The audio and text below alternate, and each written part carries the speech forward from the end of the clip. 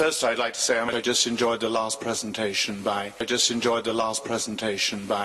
Annie, and I asked at the end about her use of the word evolution, because I'm going to use it in both senses. Some of the things I'm show are going to like this, which are clearly developing from here to here, but also on subsequent cycles, the genetic information and the transition rules of the system will have changed.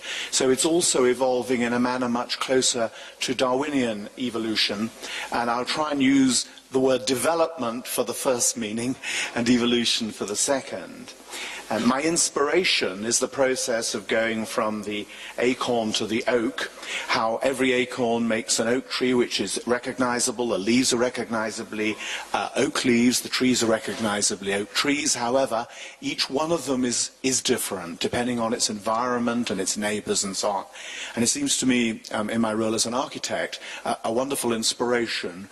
And the question to my mind, or self-imposed problem, is could we code and condense architectural concepts into the equivalent of the seed of the acorn in such a way that we can use very powerful computer techniques to then develop them in richer and more varied ways and with more interaction with both the environment and the client. That's my problem, and I'm hoping the next 20 minutes or so to interest you in that problem. Obviously, I'm impressed by the dense coding that occurs in DNA, so that's a starting point. If we can get all the variety of nature from such a very economical coding, it would start to suggest that such a coding in architecture might also be extremely simple. What might the equivalent be of the strings of only 4 nucleotides and their permutations? What kind of information would I have to embed in my architectural packet of seeds? My very first experiment, I'm going to show this historically, not out of a sense of nostalgia or anything, but because it's being very early, it's very clear, it's also very limited, and then I'll go on to explain developments of this. That was my first ever seed. It was a very simple structural system, just 2 structural elements, 32 different orientations in space in the seed. That seed is then allowed to grow and develop, I'm now using the word develop rather than evolve, into increasingly complex forms following those simple rules embedded in the seed. So the rules of the geometrical combinations are embedded in there and can't be broken, and therefore the structures stay closed, stay structurally coherent. In order to do this, we put it onto, obviously, the computer, and at 1997, this was the only graphics display device at Cambridge University, and it's a refresh screen, so the first lines fade before the last lines are drawn, which means that you're limited to the number of vectors, which means the slides I'm about to show are very simple and easy to understand. Later on, the examples, it's not quite so clear what's going on, but if you can deduce that, the underlying principles are the same as what I'm now showing.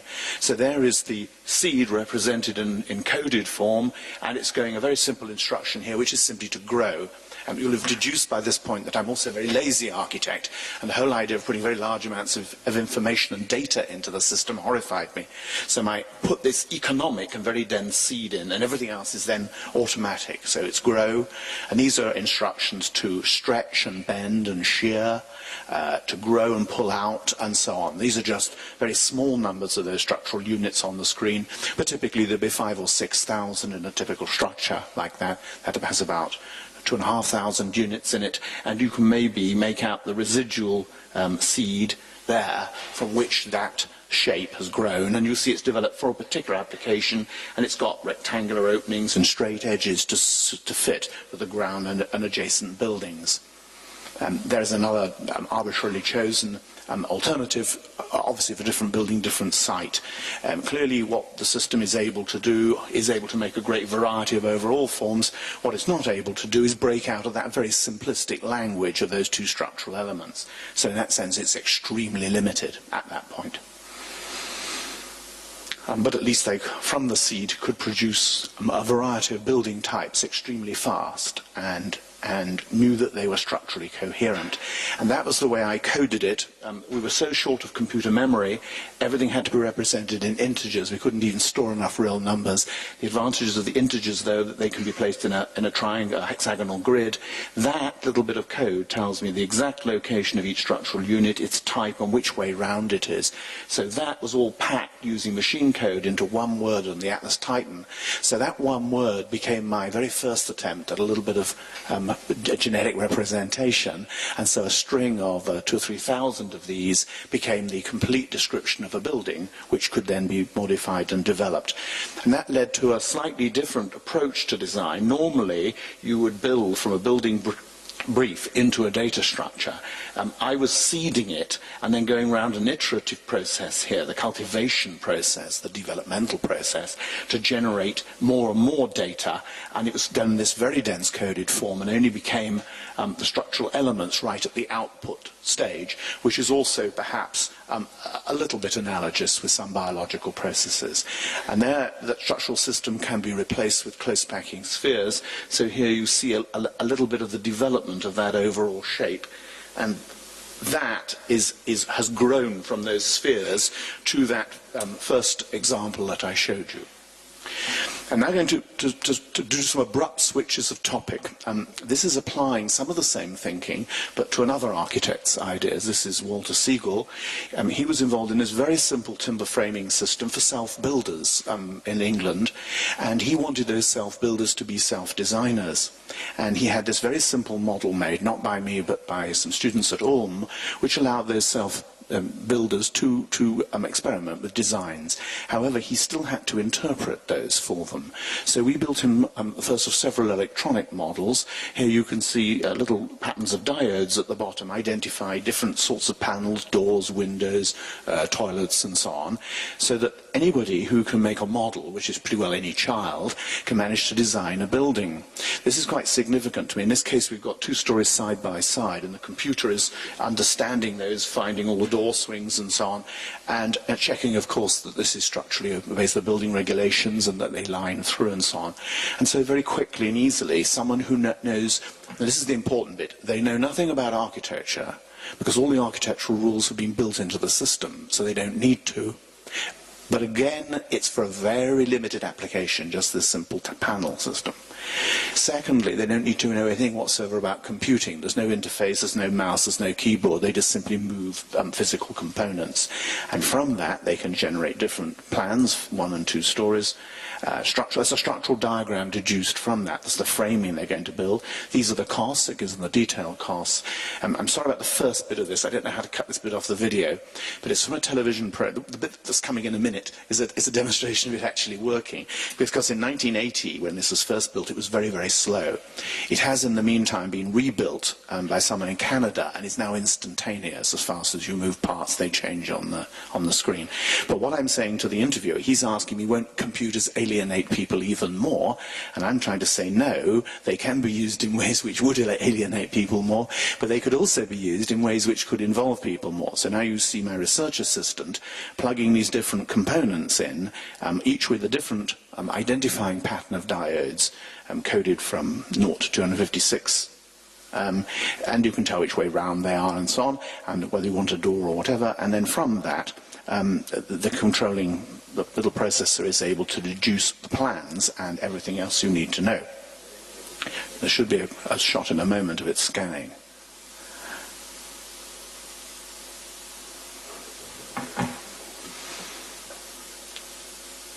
As you can see here, the abysmally slow speed at the date of this television program, 1984. In fact, this model was built in 1980, and 20 years later, it's now reprogrammed. Walter Segal, the architect, died. However, all his instructions are still on that EEPROM. So I can continually, if we wanted to, go on reproducing the rules of those same buildings, because his concepts are in them. He's also the only architect this century to have a street named after him in England, so he has two forms of immortality, one in the street and one in the chip. Now, this is a similar program for another architect, Cedric Price, actually done a little bit earlier, but it makes more sense to show them this way around. what he had on the site for the Gilman Paper Company were little huts, if you will, or little porta cabins, except that this crane was there permanently on site to continually move these cabins around in response to different needs for the site. It might be arranged for a conference like we're having now, there might be some residential blocks, and then the next week it might be rearranged for a children's canoeing summer holiday or something, and the whole thing would rearranged. I was the systems consultant to this and did the cybernetics and the computer program that organized it. But in the middle of doing it, this happened. The Commodore PET arrived on the scene, the personal electronic transactor. I can now tell in the audience where the age divides are between those who smiled at that moment of recognition and those who looked blindly in comprehension. It had a tape recorder built into cassette tape. That was its only memory. And the screen resolution was so bad we had to drive a laboratory Tektronix plotter to get high-resolution graphics out.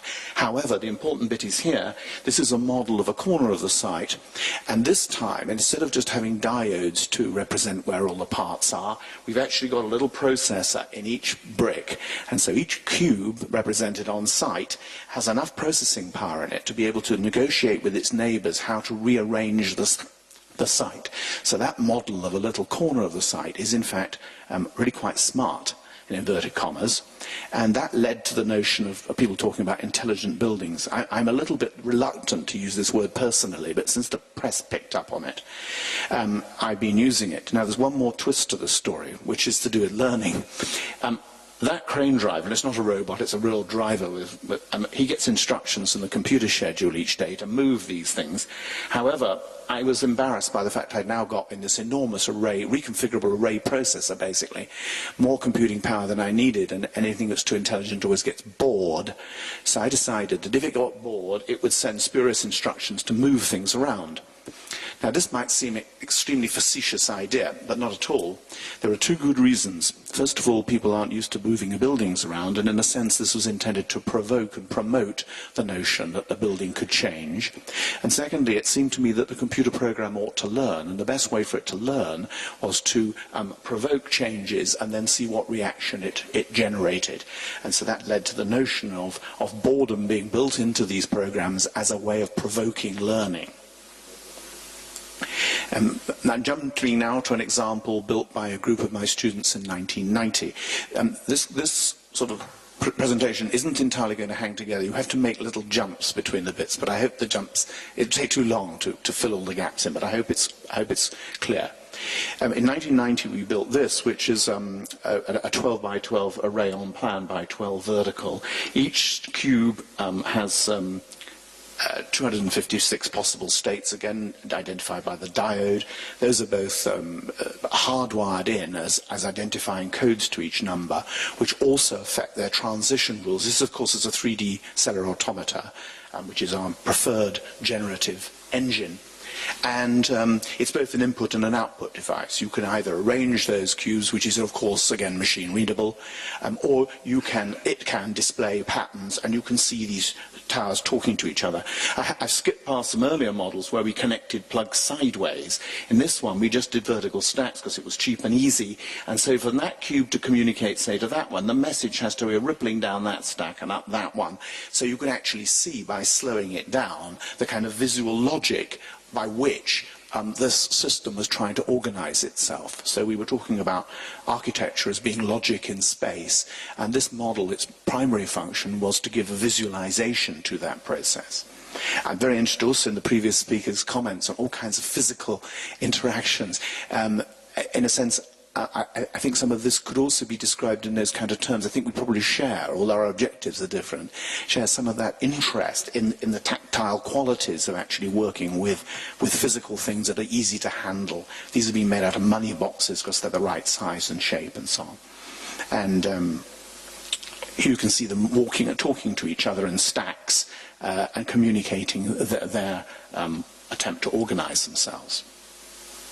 This is a later rebuild of the same thing, identical, but it's smaller with better engineering. You could tell that was a bit ropey. And with many, many more boards. We made several hundred this time. So we were able to do very much more complex arrangements, but basically it's the same thing. And So some of them are cased, some of them are obviously not there. And we used it. First of all, it's important to emphasize that those things needn't necessarily be cubes. You can obviously map them to be anything else. So a cube could be a long cube, for example. And I'll explain more about that in a moment. So here's a very simple example. This is a pretty dumb example. I'm sorry about this, but it is at least clear. For example, we could make cube 239 be an ionic capital, 238 be the column, 237 be the base. So a stack of those gives us a complete Doric column. A 4x1 operator gives us a row of them. We changed it to an ionic column capital, and we've changed it to a row of ionic columns and so on. Now, normally, the mapping is not that literal. So first of all, it's obviously not cube to cube, and it's not usually something as obvious as a cube to a capital. However, that's being shown to you for clarity at this point. This is a hierarchy of these. At the other bottom end here is literal mapping. You probably can't see, but those are Chinese characters, which are machine readable by patterns of magnets. So that's literal. The Chinese character that you see represents exactly that Chinese character. The fairly representational, the self-builder model, obviously is quite like the panels of the building, but you can deduce from that information. For example, the structure isn't modeled, but from that structural drawing is deduced from that. By symbolic mapping, here we've gone to the point where different colours start to mean different kinds of building construction. By this stage, we're talking about very much more abstract mapping, and that leads to evolved mapping. And I'm going to show in a moment a sequence of slides how we get from that to that, because that has been generated by that form. In the meantime, we also use it for other things. This is just ways of teaching students how to program. Each of the cubes links to a block of code. So they're controlling a little turtle, so to control the turtle, they stack up the cubes. And so, of course, they get the idea of that very quickly, and then they start wanting to mess about with the code. So the next thing they do is start to bother to read the code to learn how to change it to do something which the stack can't do, and so on. So this is a sort of way of leading students, and these are design students, non-computer literate, into the notion of how to program in a very simple way. So here you see them programming a robot using those cubes to draw a pentagon. And the nature of the interaction with this, you'll see in a moment it falls off. I really like physically visible bugs. This is because when I started, I used to get back blank sheets of paper from the plotter because there was no you've got no pre-visual feedback, so that you find that the drawing was blank. For some reason you made some error, but there was no way to debug a blank sheet of paper, at least I didn't know how to. So when you get visible bugs drawn on the table or turtles falling off, there is a direct kind of learning relationship which the students find extremely easy to cope with. So you get this direct physical relationship because design students don't tend to find it very easy to think of the kind of abstractions that you normally get when a computer scientist might learn programming languages. So here you see now one of my assistant staff, when I was head of that department, teaching programming from that system. And this is the kind of thing they built at the end. This is just a little pond. You've probably seen this kind of thing before. But in this case, the students have done all the programming and all the construction. They've had to program the CNC machinery to build the gears to do this. They've had to wire all the circuits up themselves, write the software, programming, everything. So that this thing, as you can see, is responding to gesture. It's a very simple little Kinetic Pond. But that's the kind of project that we got them to make. So this is just one elective for interactive design students in that design course. I'm just trying to give some indication about how some of the thinking I've been talking about gets into education as well. And then we managed to get several of these systems to talk to each other. And this is very important for me personally, because this is to do with the notion in a city that you might get one part of the urban environment talking to another about the development. I'm not quite suggesting that trees talk to each other when they're growing in the forest, but there's clearly some interaction that gets the different way in which light comes in and so on. So let's back to this a moment. The group of students, as a group, designed and built this system and did all the software programming. These are architectural students now rather than design students. And they each did a different project with it. So this student, for example, mapped it to dance, where each of the patterns of the diodes represents a position in the Le Bon dance notation. This student does that sequence I've just shown, where the state numbers that the tubes got into each contains a mapping instruction to a graphic transformation. Now these are applied sequentially, again with a hope that you can see this. This sequence aside is actually 5,000 slides long, so I'm just showing you about 12 or so of them, and I hope you can, just enough to give you the glimpse of a thing that you can see possibly how that has come from an arrangement of the cubes. But you'll see a slightly more ordered version of that in a moment. It also drove other mechanical devices. Here it's driving stepper motors, so it's able to do other things. We had it generating music. We had a musician in the unit, and he used it to generate sounds. Nothing as complicated as Annie was explaining, but very, very elegant in their way. And this is just movement, again to show that it can generate curves. The next year, we got all the students to design antennae, one input device each and one output device, and they all interacted. This is, in fact, a photograph of the end-of-year exhibition, the public opening night. There are quite a number of well-known architects in that audience who are all interacting with each other via those different devices. Every one of these things is working, and every one of them is interconnected. So here are some simple things. This is basically a data glove, but it's made like, as with jewellery. So that you move your jewellery, because we're interested in where is the computer going to be, where is the interface, and things like jewellery, earrings, shirt buttons, cufflinks, glasses, all these things obviously come into that potential agenda. Body suits that you can touch, that give massage or feedback, touch suits and so on. This is an antennae that whips about in a cage, powerful electromagnets pulling at the base to bend it, based on an idea by the German architect Frei Otto. But this went into different moods. Because it knew whether there were people in the exhibition or not. If no one was looking at it, it would rattle about a bit and try and attract attention. If a group of people came over to it, it would start and show off and do really exotic shapes and bends. And finally, it thrashed itself to bits towards the end of the exhibition. And we decided it was depression or boredom because there were no visitors at all. So all the students' things linked together, and therefore they could all interact. So nobody knew quite who was massaging who or who was tickling who in this place. It was very popular. Now I just want to skip quickly past the evolutionary part. We use genetic algorithms, mainly come from John Holland and Koza, but they have largely been developed for optimization in engineering. And a lot of people told us that we couldn't do it for design because of the two little... I can't point backwards at this thing. Sorry. It wasn't suitable for ill-defined problems or problems with conflicting criteria, both of which are characteristic of design problems. However, undeterred by such doubts, we pressed ahead. Let me give you a very simple example. A boat, if you're trying to optimize the performance, has pressure from the outside to make it reduce the wetted area, reduce the coefficient of friction and so on. That tends to lead to a longer and thinner hull, or if it's a planing boat, one with a flatter and flatter back end, depending on how it's going to perform. But on the interior designer is trying to get the maximum light and space so that it's actually possible to operate in the space. And the racing guy wants to make sure the deck's laid out so that you can get to all the winches and so on and get the sails set in the right positions. And so these are a dreadful conflict. And they tended to evolve the algorithm untouched, just simply longer and longer shapes. But Darwin, as you know, started by talking about variation under domestication, which he called artificial selection, and talking about how people would select greyhounds or dogs or pigeons to crossbreed in order to optimize their performance, and then led into the tricky bit of trying to argue that natural selection worked in the same way, but with very much larger scale and over a longer time scale. And so we use both those concepts in our genetic algorithms.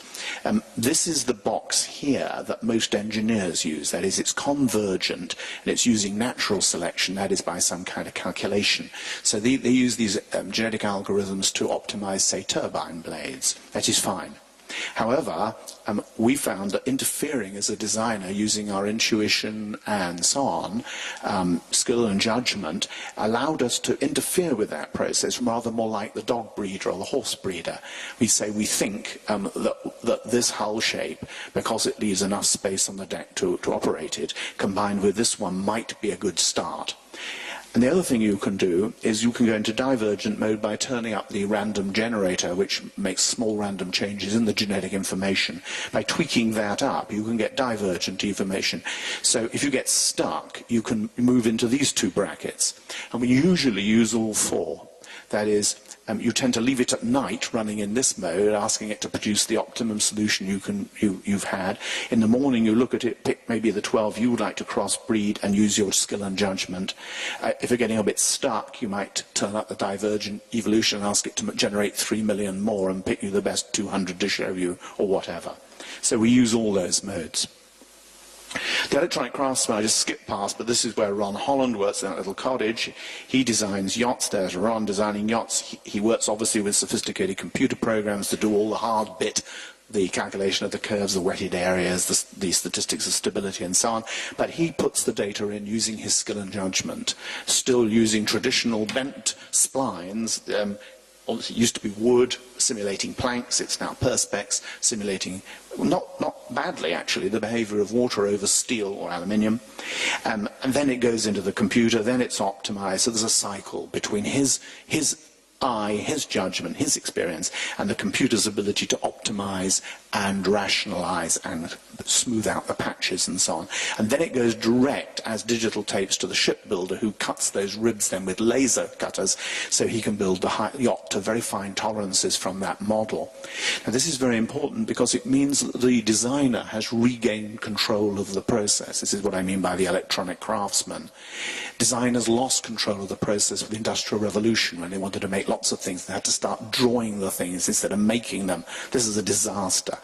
You only need to draw big things like cities and cathedrals and very large boats traditionally, all things you're going to make a lot of. That's all gone now. With current digital modeling, you can control the whole process to design a boat, or as a moment I'm going to show you a building, from one computer terminal.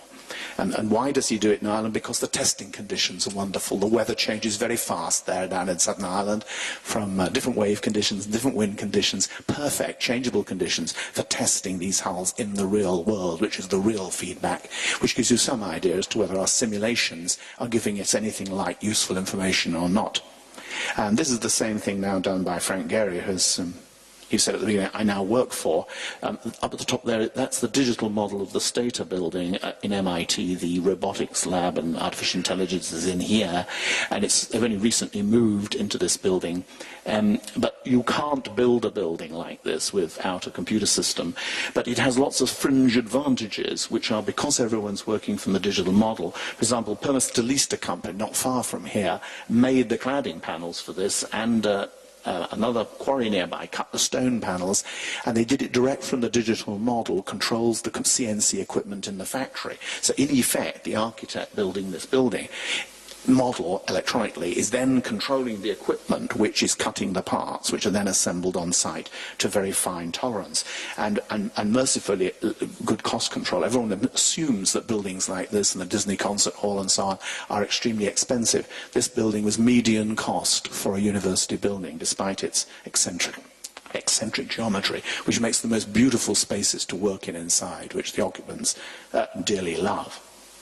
And now I'm going to show another, skipping out to the students, another simulation of this time we've got a 3D cellular automata working from one cube.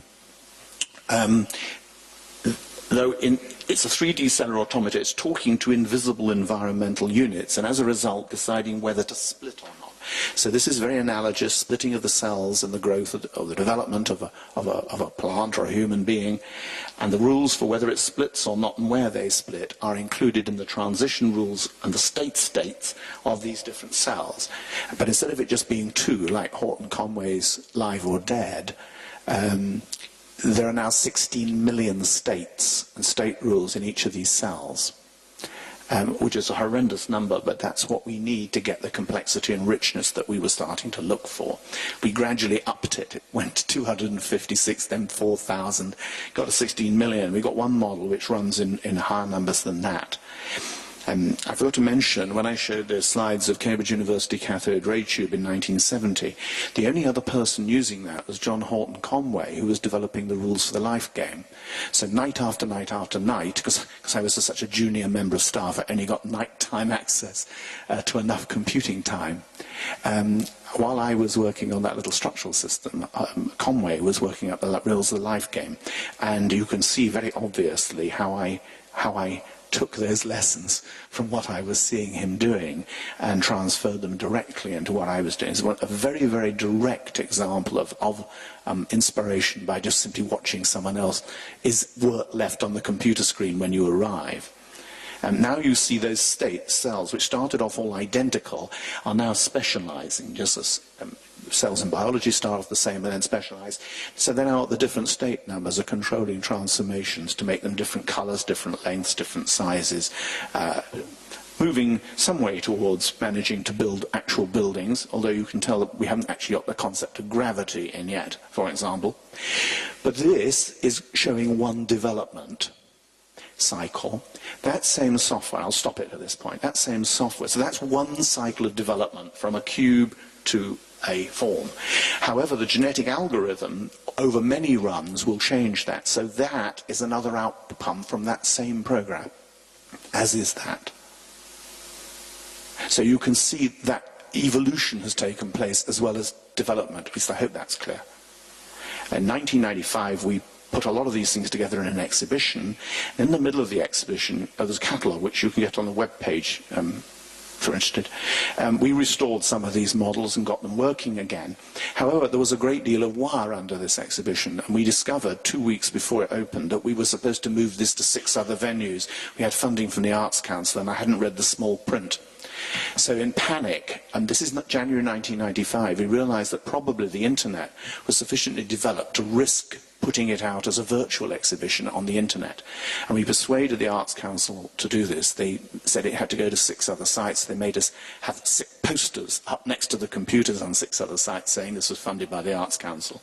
And what we did was, we evolved a shape interactively in the exhibition. It interacted with the changing environment of the exhibition space. Now I see that as an analogous to the different environments, to those different oak trees growing on different conditions. We had visitors switching physically the genetic information, and then we allowed virtual visitors to the internet. Some 3,000 physical visitors switched the switches, and some 30,000 people logged in on the internet and changed the internet instructions, and that thing I've just shown you is what it evolved. That's the sensor, that's the internet connections. Complex evolutionary cycles. This was quite a complex piece of software. That's basically the elements of it. You can see we're using spherical seeds at this point. Spheres are much nicer. The cubes are 26 neighbors of 3 different types: edge neighbors, face neighbors, vertex neighbors. Very clumsy. Spheres are beautiful: isotropic, isomorphic, isospatial, iso everything. And 12 neighbors is a nice number to talk to. So for 3D cellular automata, spheres are much better. So we switched to those, and that's the form. How am I doing for time? Okay. Sorry, let me go back.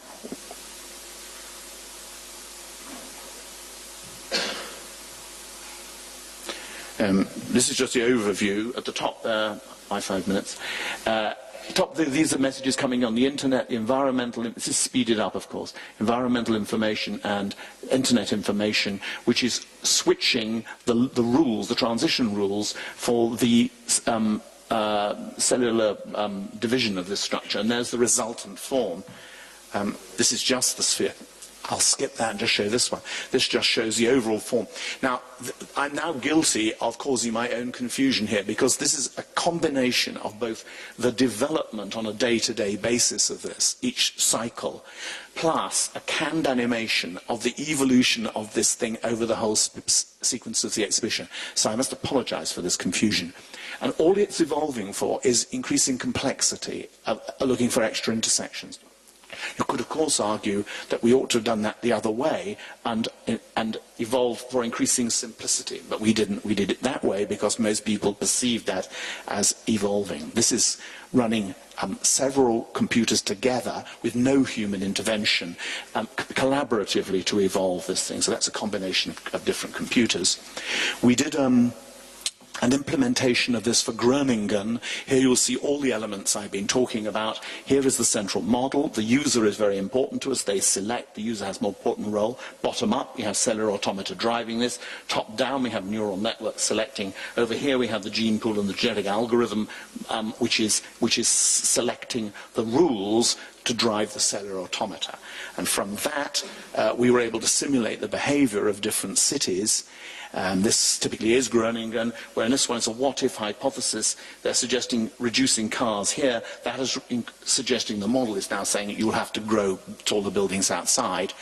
And then we had different models representing different cities all talking to each other. So each of these computers is a different city. Here is a model, physical model that the inhabitants can interact with. And these different computers are talking to each other and exchanging information to try to collaboratively improve their environment. So looking at different environmental conditions, different economic conditions, and so on.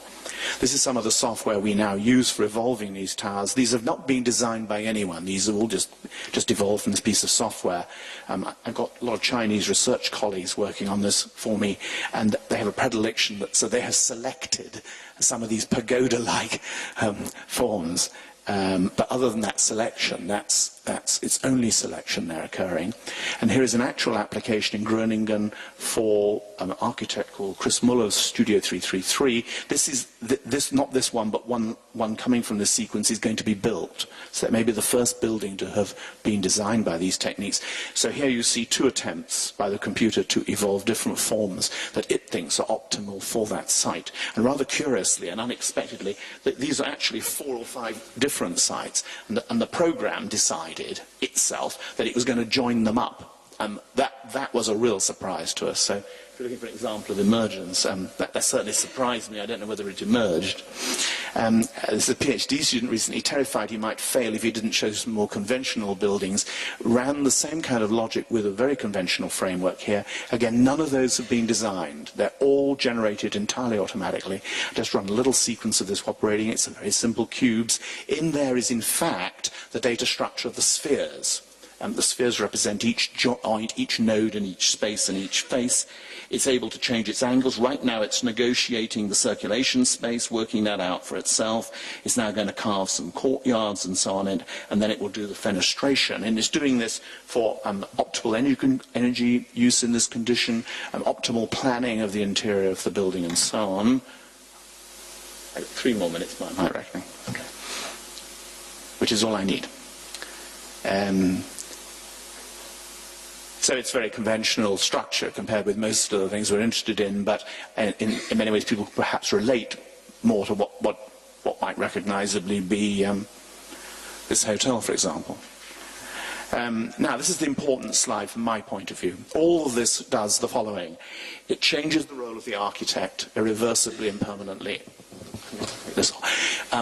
And I think one possible role for the architect is basically to concentrate on, architects do think generically, they think in terms of generic concepts, so do most artists, and then they make a lot of manifestations of that as they explore an idea and it develops. So I think that's a useful model to work from. The user, I think, can increasingly play a role in urban design and in building design in establishing their preferences, because it's much more economic to interact with these programs. The environment can become an active participant, and I think this is a really important thing. Basically, we're designing ourselves into an impossible world, and we've got to design ourselves back out of it. I'm afraid designers, and I have to speak for myself as well, are miserably failing at this, but I think some of these techniques may help us. The means of construction is obviously changing, as I just mentioned, and I see the main role of the computer as being an evolutionary accelerator to help us to move more quickly. My perfect model is the coral polyp, unbeknownst to itself, builds the coral behind it. It builds different architectures. That happens to be staghorn. Each different coral species builds a recognizably different kind of architectural style, if you will. The inhabitants of the reef are crucial to the development of this whole system. the environment plays a role as the coral breaks out. The wind and the waves interact and break the coral off. That coral then drifts and becomes the beach. The beach then makes the islands. The islands make then something as large as the barrier reef. So we've got a complete from the coral polyp right through to something several thousand miles long. And that will have to stand in for the architecture, where the tree is making an imaginative response to the problem of growing in such conditions. I want to lock my architecture into the process in that way, in a two-way manner, so that the architecture is influenced by the environment in the way I've been describing, but hopefully also the architecture influences the environment in a positive way. Whether we like it or not, the buildings we're in are influencing evolution because of the pollution, the carbon and so on, anyway. And we should turn this around to be a positive thing instead of something to fight against. And just a little plug at the end for my ecosystem. I run this thing called the Digital Practice Ecosystem for Frank Gehry, and you're all very welcome to join in our collective effort, from whatever your background or interest, if you want to change the way design and our environment work. Thank you. There are the potential for their states, and those state numbers may not be actually individual rules, but may be parameters being fed into a rule-based system.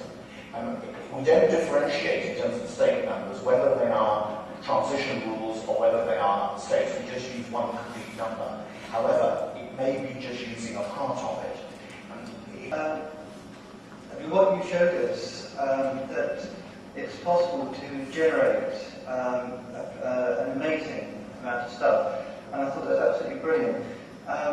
What you didn't say quite so much on is the way that you select from the universe that you can generate.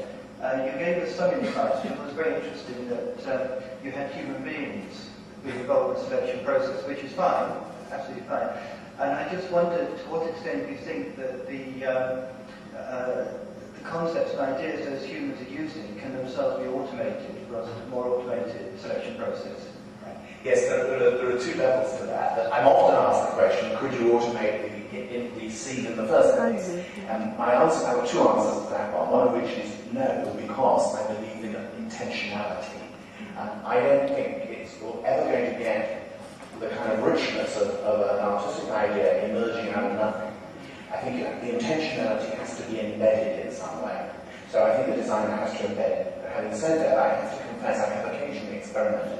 And in the book, there's a couple of pages showing, there's a new book coming out, also have a few pages, of little experiments where I've been trying to evolve the seed from nothing to. But I don't actually think it will work. But I'm a little bit worried because it doesn't feel that it does a bit. So every time I've got a spare idle moment, I play with that.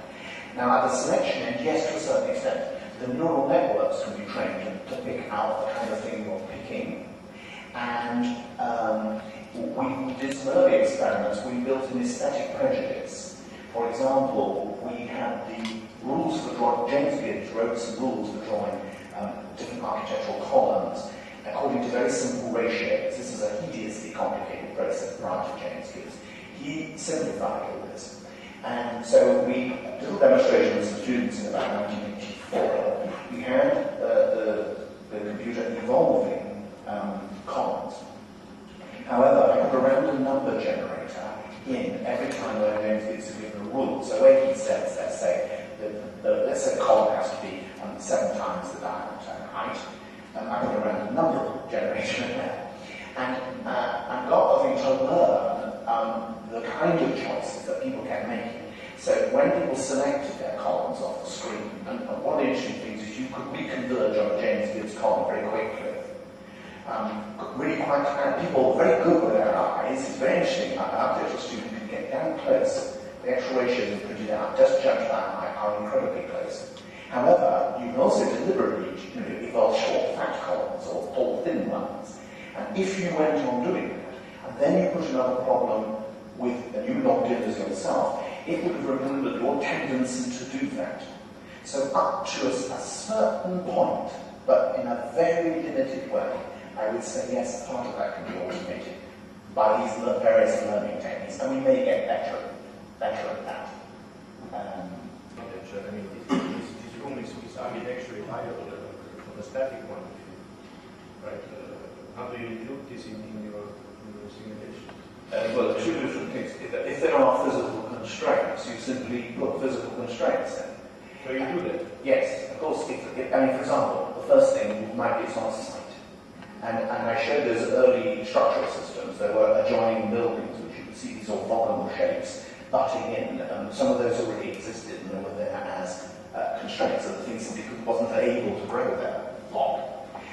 But probably we mean more in terms of perhaps a building language or whatever, which is a little bit more like what I was showing that PhD student, but it's very obvious and easy to see how you could put that in as a system builder. You've got a little bit who might be using this here.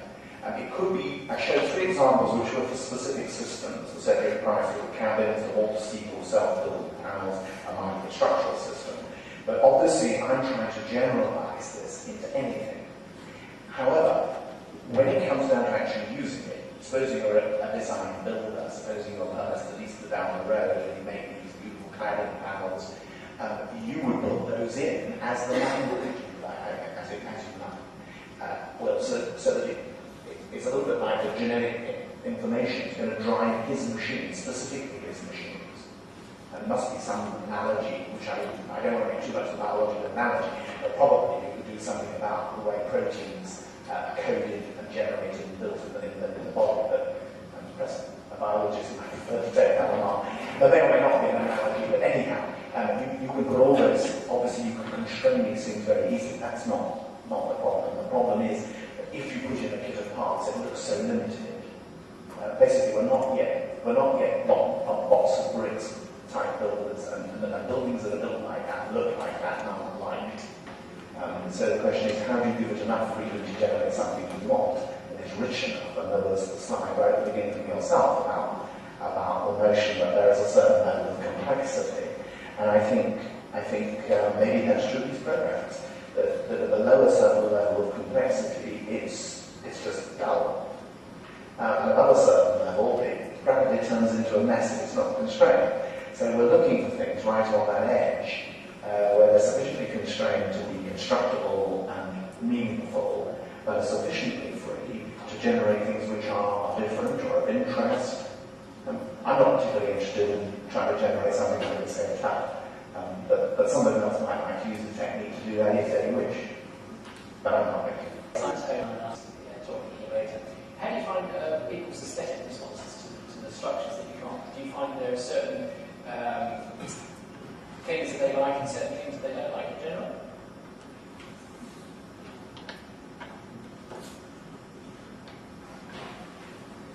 Well, yeah, I'm trying to think. I mean, broadly speaking, people are kind of get excited about some of the things you've shown, but then there are people who are interested anyway, or are my friends, and might not tell me how awful they were.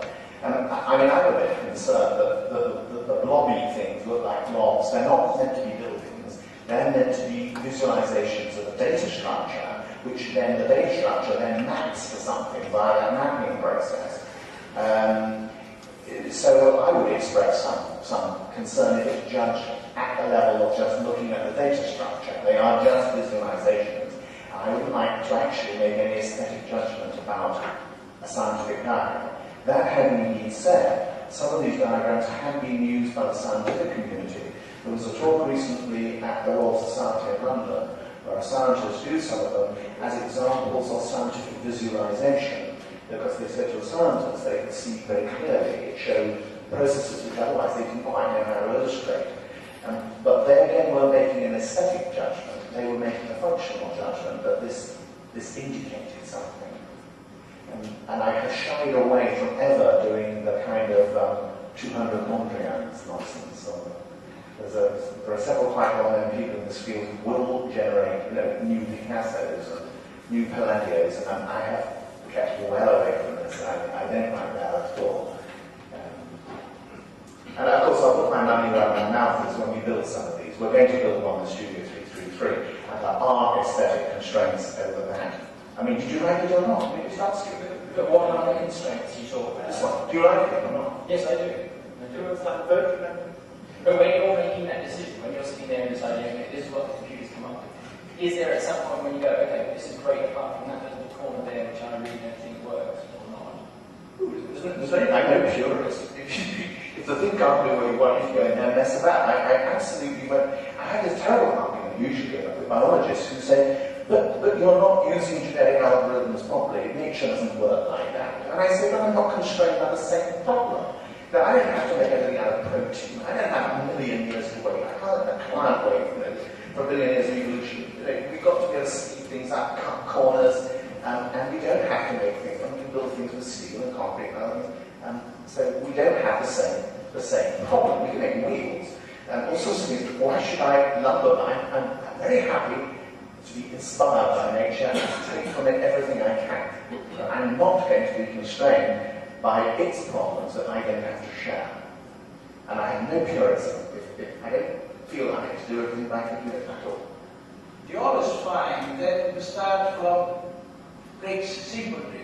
simple components, and using these components, some rule to connect them, you can build the complexity up to a certain extent, where it becomes so difficult to go on and to be more complex, that the evolution brings you to select from the things that you have developed, bricks of a higher complexity. You start to a new level where your bricks are built from the elementary, but you consider these bricks not which you build. Now, of course, my question is, in this evolutionary process, do you find the one way to select complex unit on which to build, to consider as elementary bricks for your evolutionary purpose or not? Yeah, we've only done that once with the example of groaning, and I took out, in fact, the slide I've got. And I'm a fan of J.G. Miller's book, Living Systems, where he uses shred out of finding the same subsystems at different levels. And we have tried to emulate that and did it groaning, when we use the same organizational code for one room, as for one building, as for one street, as for the whole strut of the city, as for the whole neighborhood. It's shredded out hierarchically. And that's very close to what you're saying. And it worked very well, and I would like to take that further when I get a chance, because I think that change of scale is very helpful. It also can get you into the nitty-gritty of the system then, when you change scale and when you start to look at. So if this thing here was built hierarchically, as it is not, if it were, we'd be able to zoom in and start seeing subsystems in here.